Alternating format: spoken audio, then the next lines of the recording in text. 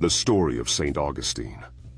Long ago, in the year 354, a child was born in a small town in North Africa called Thagaste. His name was Augustine. His father, Patricius, was not a Christian, but his mother, Monica, was a woman of deep faith who never stopped praying that her son would one day follow Christ. As a boy, Augustine was clever, curious, and full of energy, but he was also restless and mischievous. Later in life, he would look back and admit that even as a child, he enjoyed doing wrong simply for the sake of it. When he grew older, Augustine went to study in the great city of Carthage. There he fell in love with worldly pleasures. He took a mistress, and soon they had a son, Adeodatus, whose name means gift of God. Augustine loved them dearly, but he felt no need for God in his life. He immersed himself in philosophy, searching for answers about life and existence. Eventually, he discovered Manichaeism, a religion that explained the struggle between good and evil. Yet deep inside, he remained unsatisfied, searching for something more profound.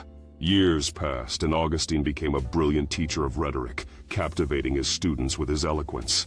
His fame took him to Rome with its grand architecture and vibrant culture surrounding him.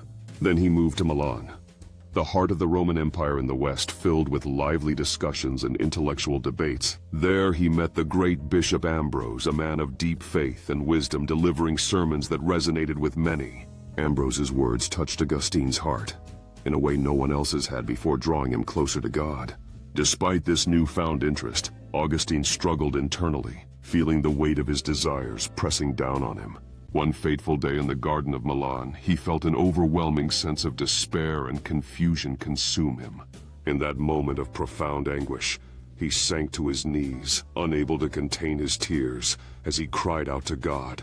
Suddenly he heard a child's voice singing in the distance, urging him to take and read with innocent clarity. Moved by the voice, Augustine picked up a nearby Bible, feeling an inexplicable pull towards it. He opened the Bible and read the words that would change his life forever, a message of hope and transformation.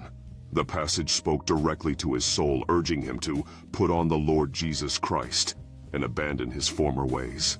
In an instant, the turmoil within him began to dissolve, replaced by an overwhelming sense of peace and clarity. Augustine stood up from his knees, feeling a transformative power enveloping him as he embraced God's grace.